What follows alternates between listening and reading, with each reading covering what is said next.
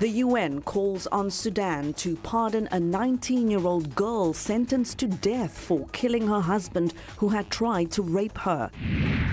How on-demand transport in the U.S. capital is giving residents and tourists a glimpse into faraway places. And as royal wedding excitement reaches fever pitch, we'll tell you about the personal connection between the bride and children in rural Rwanda. Africa 54 starts right now.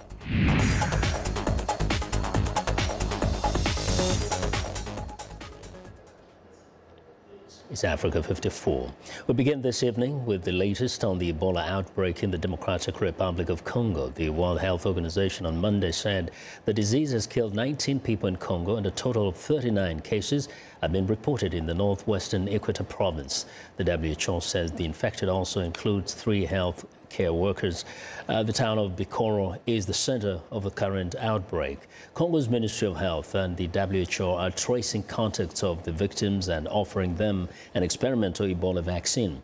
The WHO says the vaccine, called RVSV Zebov, has been tested in thousands of volunteers in Europe, Africa, and the United States and was judged safe for humans. So far, the outbreak does not meet the criteria for declaring a public health event of international concern, which would trigger the formation of an emergency WHO committee. Ebola, which causes a hemorrhagic fever, is spread by direct contact with the bodily fluids of an infected person or animal.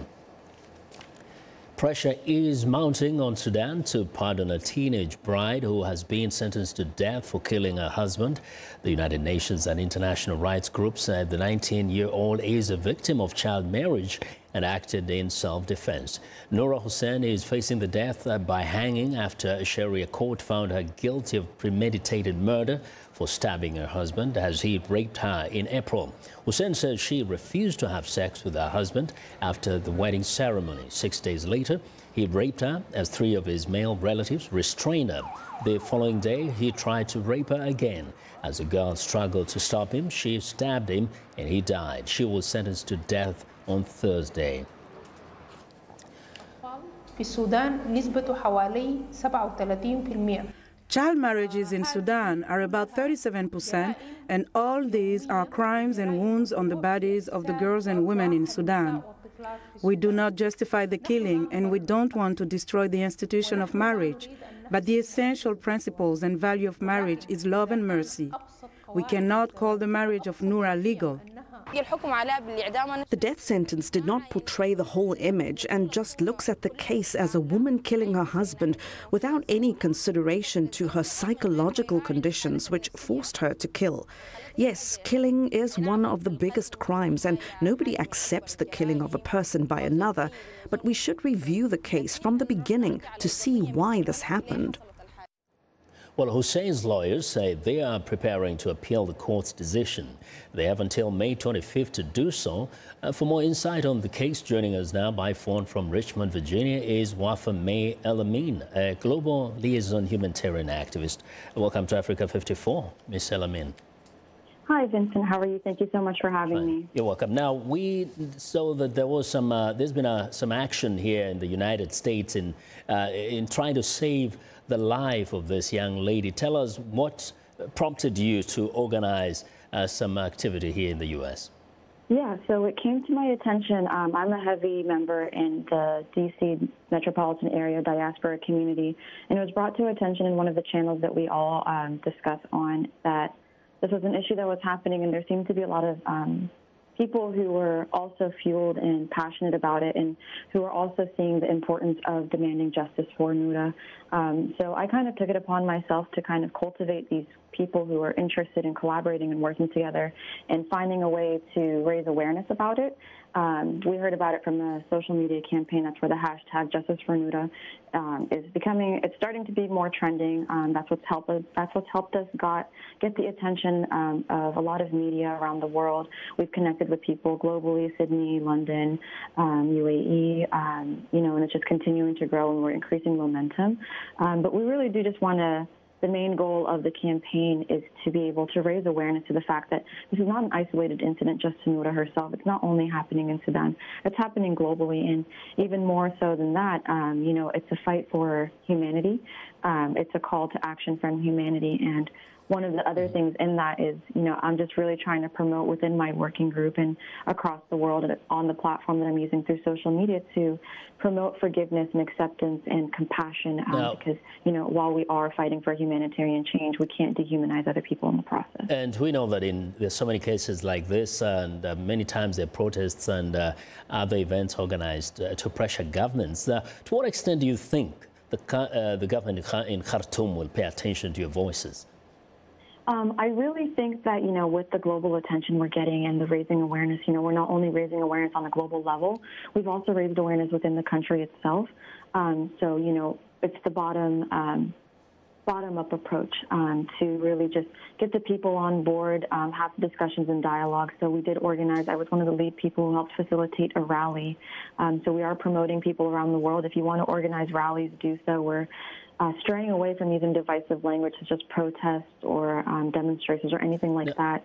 And we're just calling it rallies to raise awareness and do that. So with those, you get the attention of media, you get the attention of international organizations who could have an impact, just by raising awareness. That just really shows the power of human capital and what we can do as a society to bring attention to issues around the world to hopefully impact something that more global conversations and discussions to gain a better understanding for why these things happen traditionally and culturally and respect those traditions as well, but also exactly. And we're happy that this is happening in the case of this lady, and we hope other people can also be included in the future. And yes, we thank you very much, Ms. Wafa, and we appreciate you joining us. That's Wafa May Elamin, who joined us from Richmond in Virginia, the United States. Now, all the way back to the continent, South Africa's elite police unit, the Hawks, investigating what they say are elements of extremism in last week's mosque attack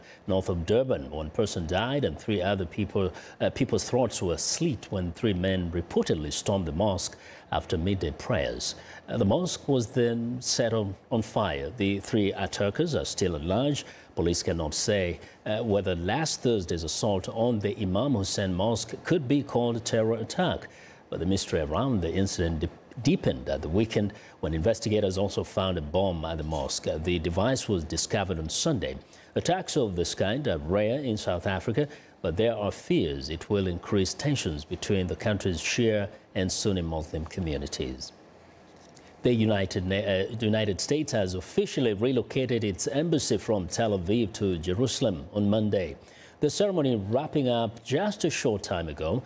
The U.S. delegation included Deputy Secretary of State John Sullivan, U.S. President Donald Trump's daughter Ivanka Trump, and her husband Jared Kushner, and several members of Congress. But for some, the move was not a happy occasion. VOA's Laditza Hoke reports that the Palestinians reacted to the controversial move with a mixture of anger and resignation. U.S. and Israeli flags lined the road to Jerusalem to greet the arrival of a high-level U.S. delegation. The former U.S. consulate has been spruced up for the opening reception Monday. It will serve as embassy until a permanent location is selected. Deputy Secretary John Sullivan reiterated President Trump's message on Sunday. All of us gathered here understand that the opening of the U.S. Embassy tomorrow is a long overdue recognition of reality. Secretary Mnuchin said the U.S. Congress gave overwhelming support to the move more than 20 years ago. President Trump committed to fulfill this promise, and as a result of his leadership, we are here today to open the embassy tomorrow.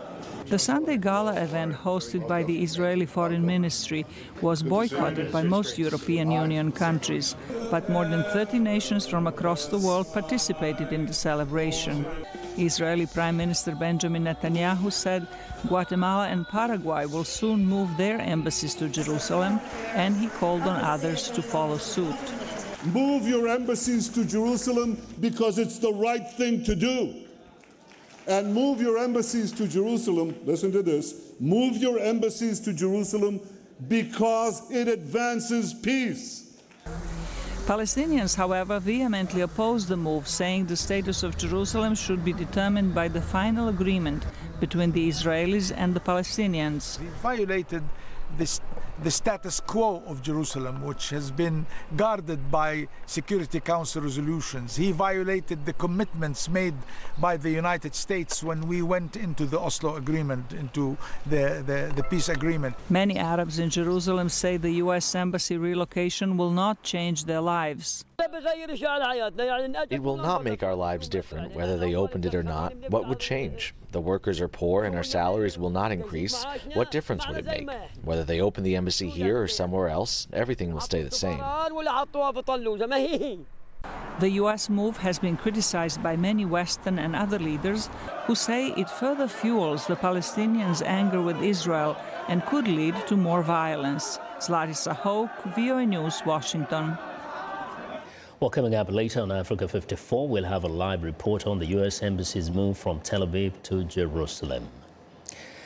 Kenya has taken its first step into space with the launch of Friday's nano-satellite made at the University of Nairobi. Engineers involved in creating the cube-shaped space capsule described it as Kenya's joining the space club, although much remains to be done to really get the Kenya space program off the ground. VOA's Daniel Sheff reports from Nairobi. 9, 8, 7, 6, 5, 4, 3, 2, 1. Kenyans cheered as a live-stream broadcast at the University of Nairobi showed the country's first homemade satellite launched by Japan from the International Space Station. Kenya has now joined other nations in the Space Club, declared some. It has really taken us to the next level because really what we have been doing is we have just been users of space technology, space science and technology. In fact, we were in the category where we were calling ourselves Space Aspiring Nation. In as far as now we are concerned, once the deployment has been done and it is successful, we are in the same league as the spacefaring nation. Kenya's space agency was established just last year and has done little since. But the university is already making plans. Our next step is one to try to make the next bigger size of this nano satellite. The one we have done is called 1U. We need to make 3U. The palm-sized, cube-shaped nano-satellite was designed by students and scientists at the university, but with a lot of help. Japanese and Italian experts aided the project, and Japan funded much of the venture. I'm very happy because this program comes at a time when some of Kenya's students left to study geospatial and space technology abroad, leaving our universities. I'm extremely happy because I know when they are there, they will know that we can compete with the space program. Kenya's first satellite will be used to collect data on wildlife, weather forecasting, disaster management, and food security, among other goals. Daniel Sheriff, VOA News, Nairobi. Well, I want to know what you think about Africa 54 and the stories we covered. Join the conversation on Facebook. The address is Africa 54. We're also streaming our show live on Facebook, so check us out and share our show with your friends. Find me on Twitter at VOA Vince McCory. Now coming up, tourism through the eyes of a Washington, D.C. driver. Stay with us.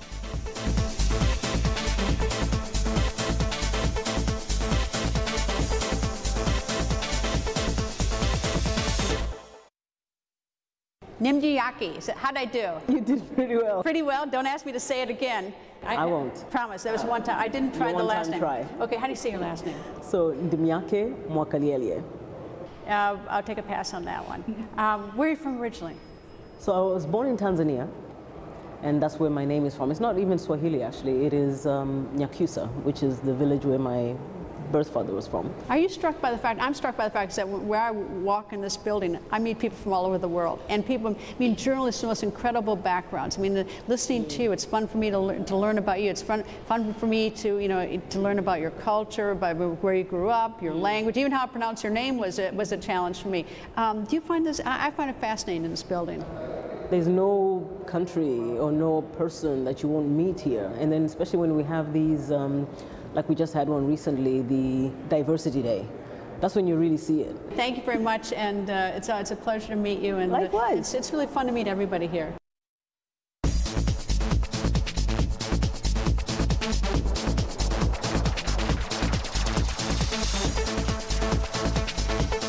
Well, many of us have used a taxi or Uber to get us from point A to B, and there's growing competition to attract customers in the Washington, D.C. area.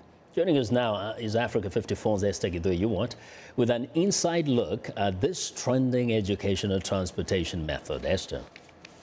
Thanks, Vincent. Right here in the U.S. Capitol, an on-demand transportation mode is providing residents and visitors a glimpse of countries and cultures in faraway places.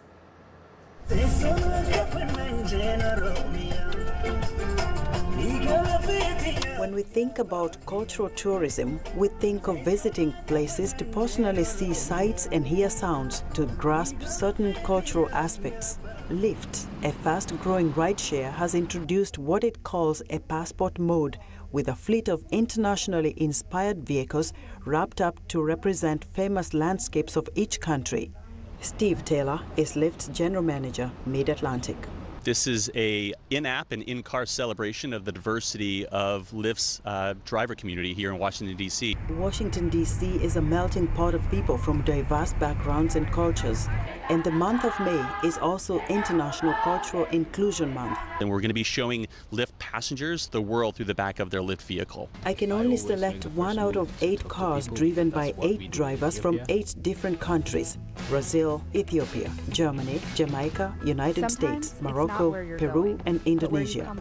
But what should I expect when I tap the app? When you tap the app and you press passport, you don't know which of the 8 cars you're going to get. So it could be from any of the countries. So it's kind of a luck of the draw. Today we connect with an Ethiopian driver to learn more about Ethiopian music and culture.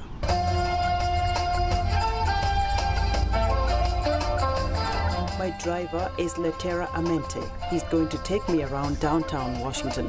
The music is in Afan Oromo language. It's all about home. It's all about the people there,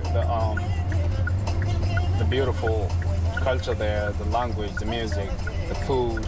It takes about a week to design each car, and the drivers must have a clean record. And to qualify, you have to have a great driving record. You have to pass a security background check. Letera tells me driving the Ethiopian-themed car is attracting a lot of attention. Everybody will be like taking pictures with me. Hey, can we take a picture with you? And everybody comes to me and take a picture with me. And with the car as well. It's such a great experience and everybody's excited. So how do Ethiopian street visitors? They will show you directions. They will invite you to visit places like museums or like historic places there, cultural places you will love. All the food, the music. I ask him about his favorite food. I would say it's the ones that my mom makes. Ito andago, which is like made from chicken. And it's hot. You got to be ready for the very hot sauce we got. It's called barbare. And what about the famous Ethiopian bread injera? It's very soft kind of type of bread, which is made from grain, and it's gluten-free as well. Ethiopia is also known for its coffee production, and it's a must-have beverage in every home. And the first thing you get invited for is a coffee, and the coffee, not like I said, not from machine brew. It's like fresh roast coffee. With the use of internet the world over changing how families interact, Letera recommends unwinding in rural areas away from electricity and internet connections. It's so nice. It's so quiet. You always be with cuddles. And spend your time with kids at the rural area. Some of the landscape over there, I couldn't find it anywhere in the world. It is so beautiful.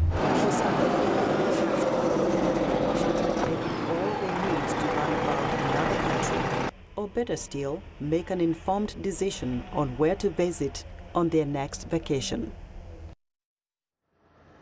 Now, whether you are a newcomer or a tourist or even a student here in Washington, D.C., riding Lyft's passport mode this month of May will provide you with an opportunity to learn about people and their culture. Well, a really great story, Esther. Thank you very much for sharing that with us. It is time now for a short break. Still to come on Africa 54, the special connection between Britain's royal bride-to-be and the children of rural Rwanda. We'll be right back.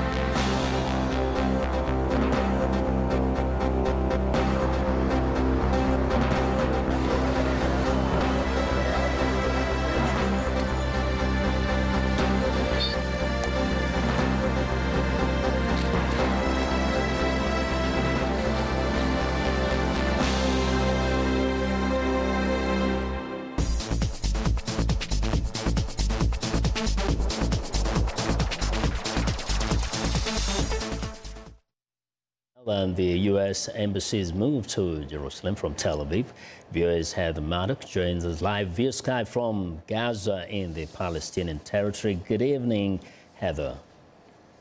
Good evening. Yes, now, it's been quite an eventful day in that part of the world. Give us a bit more of the reactions to the opening of the embassy or rather the moving of the embassy there, including the protests we've seen, the clashes and the deaths.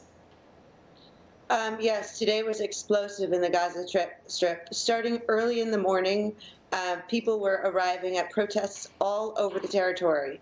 And early in the morning also, there was tear gas being thrown into the crowds, a move appeared to be intended to disperse crowds.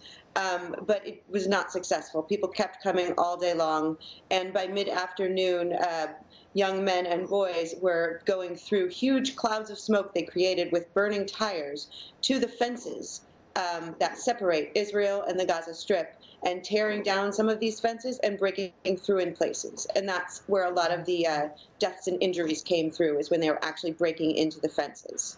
And in fact, there are reports of dozens of people dead? There are reports of dozens of people dead, hundreds, maybe thousands of injuries. I personally saw ambulances soaring out of protests in 3 different places, and often the ambulances would leave with injured people and there would not be enough ambulances. So there are many people, young protesters, carrying injured people out of the protests as well. Now, here are 2 sides of the same story. It's a day of great symbolism, but tell us what it means to the Israelis on one side and what it means to the Palestinians this day. Well, to the Israelis, this is an acknowledgement of what they have said for 70 years, that Jerusalem is the capital of their country, and the world has refused to acknowledge this. So it's a great day of celebration to the Israelis, and it's also coming upon a day they celebrate, a day where their country was technically created, which is tomorrow. So on the Palestinian side, though, it is considered a disaster. They also consider Jerusalem the capital of their country. And while most of Jerusalem itself is Israeli at the moment, they dream one day that it will be a Palestinian place. They are outraged about many things, including what for Israel is their creation. For Palestinians, they call it the disaster, and they honor that day because that's the day they say they lost their land. And so many of their families that are displaced even to this day lost their land in 1948 on this day. Now, go ahead. Heather, I just wanted you to quickly tell us, what are you hearing about what the future looks like? I mean, the peace process, the peace efforts and so on, and the coexistence of these 2 people. Well, unfortunately, from the Palestinian which is, to be fair, what mostly I'm hearing right now because I happen to be here. They're not very positive about the peace process right now. The Palestinian leaders in the Gaza Strip are calling for continued protests. And while they say they want them to be peaceful, they do encourage things like ripping down fences, which encourages Israelis to respond with violence. So in the very near future, we're looking at more protests and potentially more violence. Okay. Heather, thank you very much for your excellent reporting there. Appreciate it. That's viewers Heather Murdock reporting live via Skype from Gaza. Now, children in rural Rwanda have a personal connection to former American actress Meghan Markle, who will become royalty when she ties the knot with Prince Harry on Saturday, May 19th. As a global ambassador for the Christian humanitarian organization World Vision, Markle visited Rwandan villages where the charity is expanding access to clean water. Viewers Mariama Diallo has more. Whether it's filling their cups or water bottles or simply putting their heads under the tap to cool off, elementary school children in the Gatsibo district enjoy the clean water. They say they are honored and grateful for the charitable work of the American actress and soon-to-be royal, Meghan Markle. Markle brought us the water we use. We now have drinking water and water to do other things. While visiting Rwanda with World Vision 2 years ago, Markle toured the Gatsibo district where a piped water project funded by the organization provided safe drinking water. Josefa Nyanga says Markle had a profound impact on her village. She used to come here and bring us clean water. She really cared about the people here. We would use the clean water and wouldn't get sick anymore. One student hopes royalty doesn't change her desire to help people. Being part of a royal family is an exceptional thing. I encourage and hope that she will continue helping poor people in the world, regardless of whether they are Africans or white. More than 130 families have benefited from the water project. Most expressed gratitude and wished Markle the fairy tale life they say she deserves. As a new princess, I wish her a happy family. I wish that she respects and loves her husband during all their life until the end. Markle ended her role with World Vision shortly before announcing her engagement to Prince Harry, but many here are hopeful the British monarchy's next royal member will continue her humanitarian work. Mariama Diallo, VOA News. Well, and that's our show for today. Be sure to watch Africa 54 on our website at voaafrica.com. For more news, tune in to VOA's evening radio show Africa News Tonight at 1800 UTC, and in mornings to Daybreak Africa between 0300 and 0600 UTC Monday through Friday. Thanks a lot for watching from all of us in Washington. Have a good night.